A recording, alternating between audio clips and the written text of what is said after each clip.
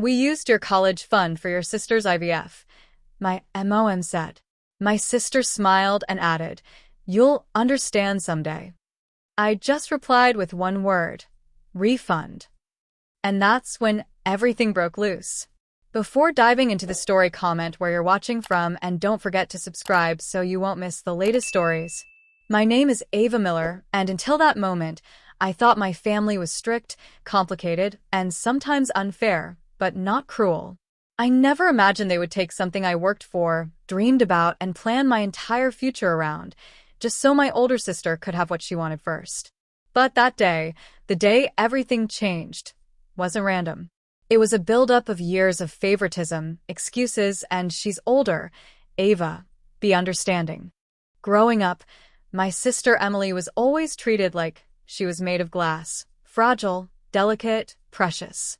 Meanwhile, I was the one expected to compromise. Birthday? Share it with Emily because she was having a rough week. Graduation?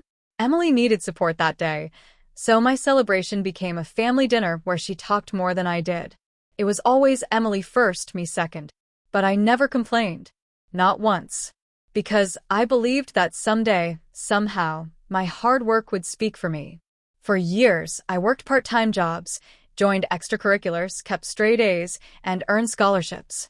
My parents matched my effort and put money aside so I could attend a good university. That college fund wasn't just money. It was proof that I mattered, that I had a future beyond the constant shadow of my sister. So when my mom called me home that Sunday afternoon, I didn't expect a life-changing conversation. I thought she wanted family time. Or maybe to talk about my final application plans for UCLA, my dream school.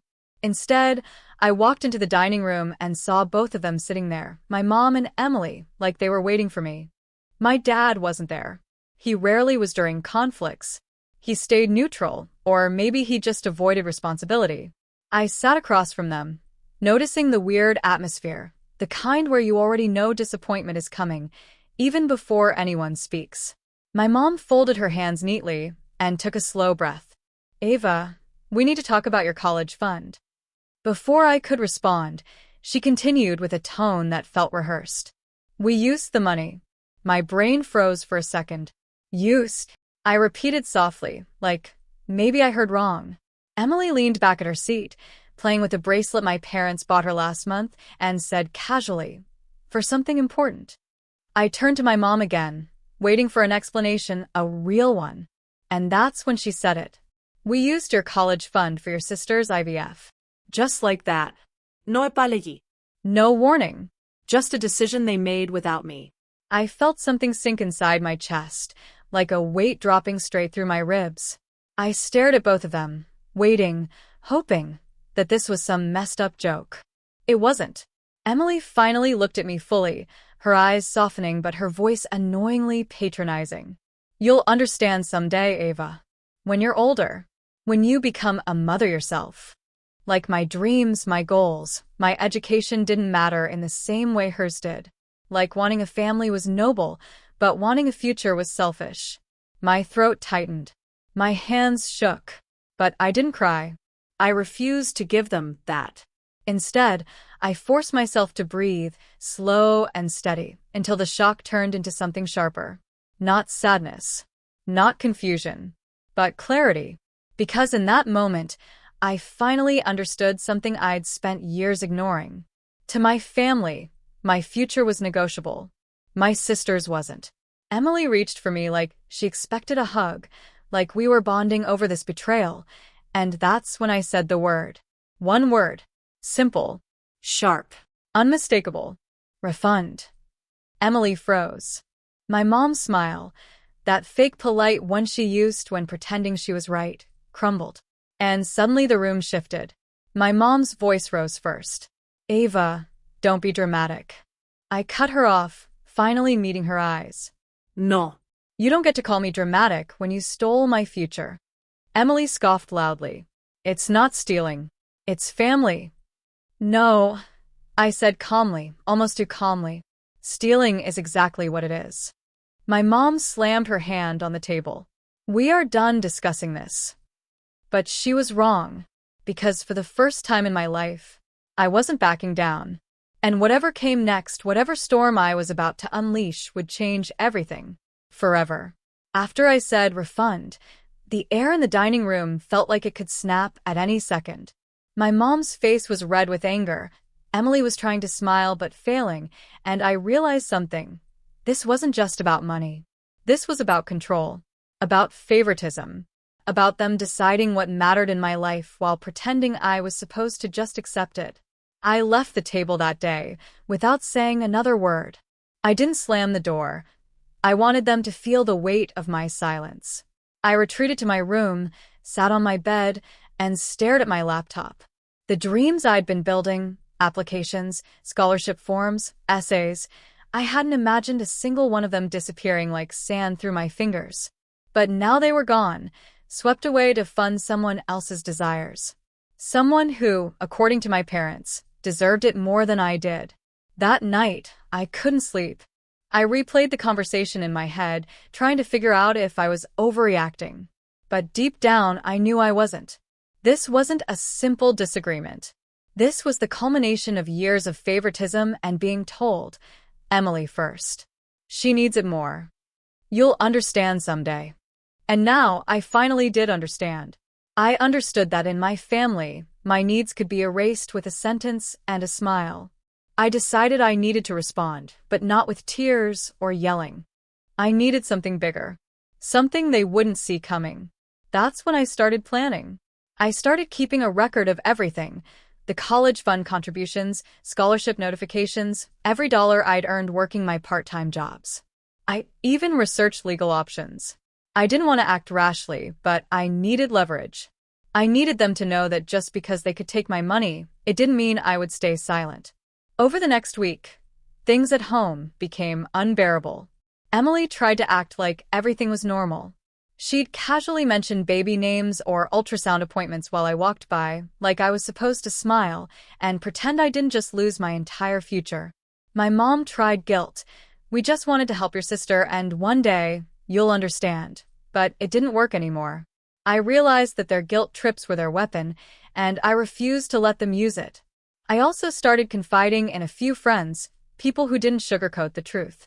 One of them, Leah, listened quietly as I vented. She was the kind of friend who didn't tell me to forgive or forget. Instead, she said something that changed everything. Ava, you're not being selfish. You're being smart. You need to protect your future. Don't let them get away with this. Her words gave me strength. And that's when I started thinking about how to turn the tables. My plan wasn't about revenge in a petty sense. It was about making them realize the consequences of what they'd done. I wanted them to feel the loss and understand that favoritism has limits, and stealing someone's dreams, even with good intentions, is not acceptable. Meanwhile, I secretly started a small fund to cover my own college expenses. I took on more shifts at work, started tutoring, and even applied for every single scholarship I could find online. I wasn't just surviving. I was building my armor. I knew that one day, my success would speak louder than their words ever could. But here's the thing. Planning my comeback required patience. I had to bide my time, gather resources, and watch. Emily thought everything was fine, that I'd just quietly accept my fate. My mom thought their lesson had been delivered. And me? I was preparing. Because sometimes, revenge isn't about immediate gratification. It's about strategy. As days turned into weeks, I noticed a shift in their behavior. They tried to test me, casually bringing up college, asking if I had backup plans, and watching for signs of weakness. But I stayed calm, polite, and distant. I didn't lash out. I didn't beg. I simply let them assume I was broken. Little did they know, I was the calmest I'd ever been. That's when the first opportunity appeared. I found out my sister had applied for some grant money to cover IVF expenses, assuming she could rely on my parents' support without consequence. But I had saved receipts, scholarship confirmations, and even bank statements. I knew that if I played my cards right, I could confront them in a way that would make them regret underestimating me. And it wasn't just about money anymore. It was about respect. It was about teaching my family that taking someone else's dreams isn't just a minor inconvenience, it's a violation. And as I looked in the mirror that night, I realized something.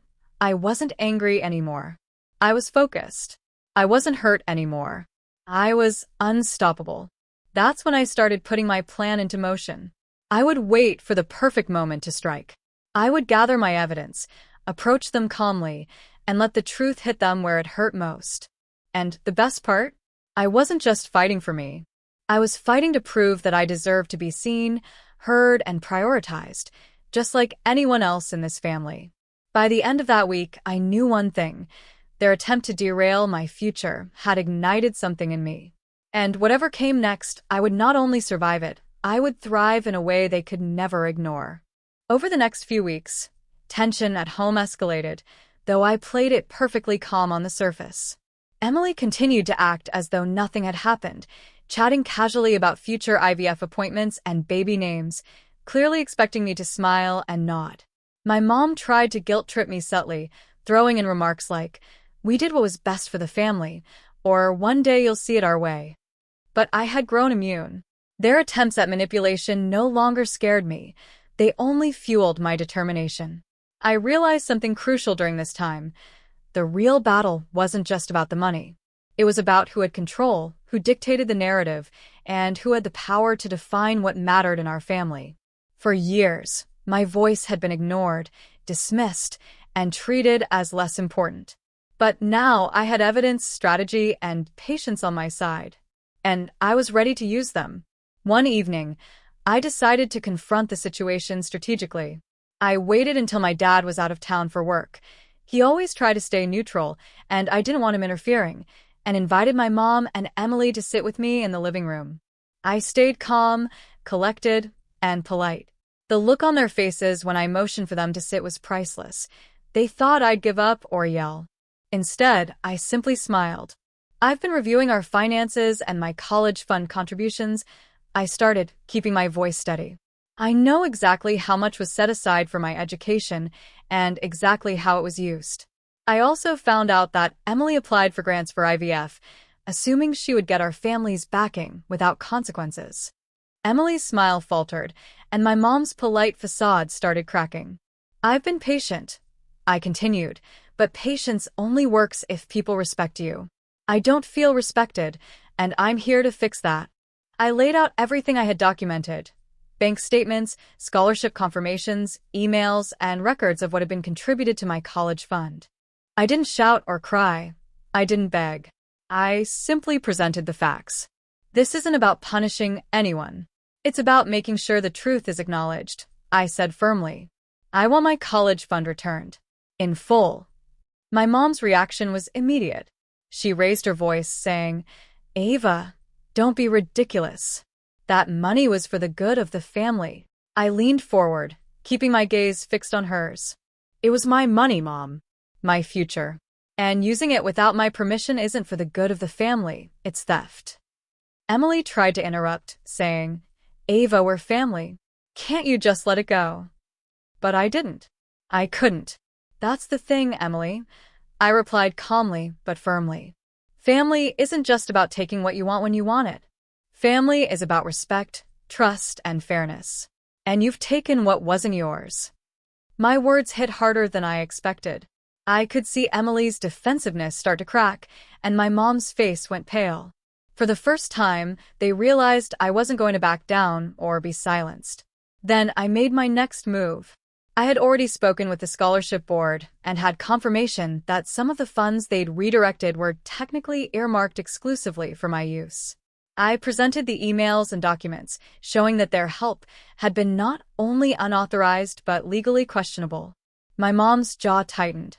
"You're making this a bigger deal than it needs to be," she said, her voice trembling slightly. "It's only a big deal because you made it one," I shot back. "You've underestimated me for years, Mom. That ends today." And just like that, the conflict escalated from passive-aggressive tension to something real, tangible, and unavoidable. I wasn't just standing my ground, I was taking control. I wasn't fighting for revenge in the petty sense. I was fighting for what was mine, and making sure they understood the consequences of their choices. Over the next few days, our home was a battlefield of silent tension. I acted normal, smiled when needed, but never let them forget that I knew the truth. Emily tried to sneak in casual comments, hoping to soften me, but I remained immune. My mom attempted guilt, threats, and even bribery, offering other privileges or future opportunities in exchange for my silence, but I refused. Every attempt to manipulate me only made me stronger. Finally, the breaking point came when my mom tried to call my bluff. She said, "If you push this, Ava, you'll regret it. This is about family, and families forgive." I leaned back in my chair, crossed my arms, and said, "I already forgave the situation. I forgive you for thinking you could take my future, and it would be fine. But forgiveness doesn't mean I'll ignore it. Actions have consequences." They finally understood something crucial. This wasn't a battle they could win with charm, smiles, or guilt. I was no longer the quiet, compliant sister. I had grown into someone who demanded respect and wasn't afraid to assert herself. That realization made them nervous, and that was when I knew the next stage of my plan could begin. The real shift happened 2 weeks later. By then, the tension had turned into silence, thick, heavy silence. No one talked about the college fund, IVF, or refunds anymore. Instead, they skirted around conversations like stepping on broken glass, terrified to trigger another confrontation. But while they avoided it, I was preparing. I had already spoken with a lawyer, not to sue, but to understand my rights. The law wasn't fully in my favor, but it wasn't entirely against me either. Because a portion of the college fund came directly from scholarships and government programs earmarked specifically for my education, redirecting it without consent wasn't just unethical, it violated policy. So, I waited for the perfect moment. It arrived unexpectedly. My parents hosted a family dinner, just immediate relatives and close friends, something they loved doing whenever they wanted to look like the perfect, supportive upper-middle-class family. Emily showed up glowing and proud, talking about upcoming IVF treatments like they were wedding plans. Everyone praised her bravery and the supportive family she had behind her. But nobody knew the full story. Not yet. I sat quietly, listening, waiting. Then one of my aunts smiled at me and said, "Ava, you must be so happy for your sister. I heard the process is expensive. Your parents told us the whole family worked together to make this possible." That was it. The moment I had been waiting for. I set my fork down, wiped my hands on the napkin, and smiled politely. "Well," I started calmly, "I wouldn't call it a family decision." Emily shifted in her seat. My mom stiffened. My aunt looked confused. "Oh, I thought everyone was on board." I shook my head. No. I wasn't even informed until after it happened. They used my entire college fund, without telling me. The room went silent. Forks paused midair. Conversations died instantly. My mom forced a laugh, waving her hand dismissively. "Ava, this isn't the time." But I cut her off. No, Mom. This is exactly the time. If you're proud enough to tell everyone you funded IVF, then I should be honest enough to tell them where the money came from. My dad, who had been quiet for weeks, finally spoke. "Ava, let's step outside and talk." "No," I said firmly. "I've done enough talking quietly while everyone else gets to speak loudly. This time, people are going to hear the truth." My aunt's face fell. A cousin's jaw literally dropped. Emily turned pale. "I worked for years," I continued. "Maintained a 4.0 GPA, worked part-time during school, earned scholarships, everything so I could go to college and build a future. And instead of supporting that, my parents took the money without asking and spent it on IVF." A family friend shook her head in disbelief. "They took your education fund?" My mom snapped. "She's exaggerating." "No," I said calmly, pulling out my phone. I had documentation. Every deposit, every scholarship confirmation, every withdrawal. They didn't help my sister. They sacrificed me. Emily's voice broke. "Ava, please stop." Her tone wasn't angry now. It was scared. And that told me everything. She finally understood the weight of what happened. I continued, not out of spite, but out of truth. "I'm not against IVF. I'm not against you having a baby someday. I'm against being treated like my future was disposable. The silence that followed wasn't awkward. It was powerful. People didn't look at me like I was being dramatic. They looked at my parents like they were strangers. My aunt finally whispered, "That wasn't fair to her." Another voice echoed, "You should have asked her, she earned that money." My mom's face crumbled, not out of guilt, but embarrassment. Everything she tried so hard to hide was now exposed. My dad cleared his throat. "We'll fix it," he muttered quietly. I looked at him directly. No. "You'll refund it." His eyes widened, not at the word, but at the tone. This time, it wasn't a request. It was a demand. And I added, "Until that money is fully restored, I'm moving out." My mom finally spoke, voice shaky. "And where will you go?" I smiled, not cruelly, but confidently. "With someone who respects me." Earlier that week, I had already arranged to move in with Leah. She and her parents were more supportive than my own blood family. I stood up, took my plate, and walked to the sink, not because I owed them politeness, but because I wanted the last sound in that room to be something normal, so they could fully feel the abnormal weight of what they'd done. Then I turned and said, "I won't be the girl you can silence anymore." And with that, I left. Not running, not crying, just walking calmly and finally free. Moving out was liberating. For the first time in years, I didn't have to tiptoe around Emily or my parents' moods. I rented a small apartment with Leah's help, and even though it wasn't fancy, it was mine, my space, my independence, my freedom. And more importantly, it was proof that I could build a life without anyone undermining my dreams. The first few days were surreal. I woke up without tension hanging over me, without the silent judgment of my parents, without Emily's casual reminders that her needs always came first. Instead, I woke up to my own schedule, my own voice, and my own choices. It was intoxicating. Meanwhile, I kept the refund conversation simmering in the background. I wasn't seeking revenge in the petty sense. I wanted justice. My parents weren't oblivious to the legal leverage I held, and that knowledge alone changed the dynamic. My mom tried multiple times to call and coax me back home, dangling excuses and apologies. I responded politely but firmly. "Once the refund is complete, we can talk." Each refusal strengthened my resolve and reminded me that boundaries are more powerful than anger. Then came the day of reckoning. My mom reluctantly transferred a portion of the money back to me. My heart didn't leap with joy. It felt like validation. For the first time, they recognized that my dreams had value. They recognized that taking something without consent had consequences. Emily's face fell as she realized the narrative of her sacrifice was shattered. My silence had been my most effective weapon. My calm had done more damage than any outburst ever could. By the time the refund was fully processed, my college plans were back on track. I had even managed to secure additional scholarships to cover the time lost, which felt like a personal victory. The most satisfying part? Watching my parents grapple with the realization that favoritism has limits. They could no longer manipulate me with guilt or pretend that my voice didn't matter. Emily, on the other hand, started to treat me differently, awkwardly at first. She no longer expected me to quietly accommodate her whims.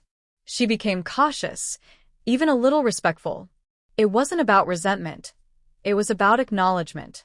She had finally seen me as someone whose future couldn't be casually erased. Looking back, the real revenge wasn't just getting my money back. It wasn't about proving a point with anger or humiliation.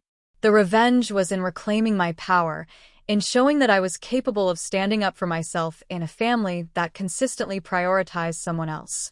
It was about proving to myself, and to them, that I could be assertive, unafraid, and unstoppable. Over the next few months, I flourished. My grades improved, I focused on my applications, and I finally felt like I was pursuing my life on my terms. And the best part? Every achievement felt sweeter, knowing it was fully mine, earned through my effort and perseverance, not given or stolen. Occasionally, my parents would call, testing boundaries. Y stayed firm. "I appreciate your concern, but I'm handling my life," I'd reply. Each call reminded me that the past couldn't control me anymore. My life wasn't theirs to manipulate. By graduation, I was the Ava I always wanted to be, confident, independent, and unafraid to demand respect. I even moved forward with friendships and opportunities I'd once ignored, afraid of parental disapproval. Now, I realized that asserting yourself doesn't make you ungrateful, it makes you strong. The day I finally walked across the stage at my college graduation, diploma in hand, I felt an overwhelming sense of vindication. Not because I had won against my family, but because I had kept my promise to myself. Never let anyone steal my future again. I thought about the moments when I sat quietly, observing, planning, gathering evidence, and finally standing my ground. Every small decision led to this moment. When I called my mom afterward, she was quieter than usual. "Congratulations, Ava," she said softly. It wasn't proud, exactly, but it was acknowledgement. And sometimes that's enough. As for Emily, I forgave her, not because she apologized, but because holding on to anger would have stolen my peace. I learned that true revenge isn't cruelty, it's achieving your goals while keeping your integrity intact. It's about reclaiming what is rightfully yours and living fully despite the obstacles others put in your path. Looking back now, I realize this story isn't just about money or college funds. It's about self-respect, courage, and boundaries. It's about showing up for yourself when no one else will. And most importantly, it's about turning betrayal into motivation, because the best revenge is living your life unapologetically and proving your worth through action, not drama. So here I am today, Ava Miller, standing strong, building my future, and finally free from the shadow of favoritism. My college fund may have been misused, but my determination, resilience, and courage were always mine.